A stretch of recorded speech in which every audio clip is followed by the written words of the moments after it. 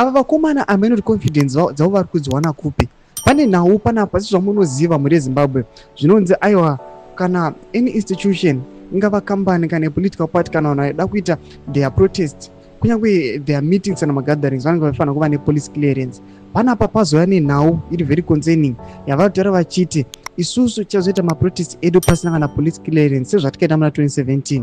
Sanapinda mashoko anobuda nyuka panapa noba subscribe like turn on the bell icon. Tichipinda pahendo yemajarajaro sanyora achiti others have asked whether they are going to apply for police clearance. The answer is no, with Mnangagwa on their heels.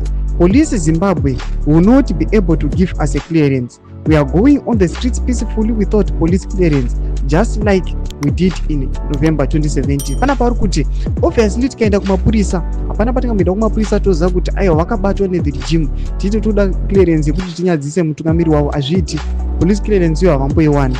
Panapa tikuona kuti vana majarajaro vari kuyachiti tikuda kunopinda mastreets zvatangoita muna 2017 but titamuudza kuti muna 2017 zvinhu zvaiva zvakainitializwa nethe army.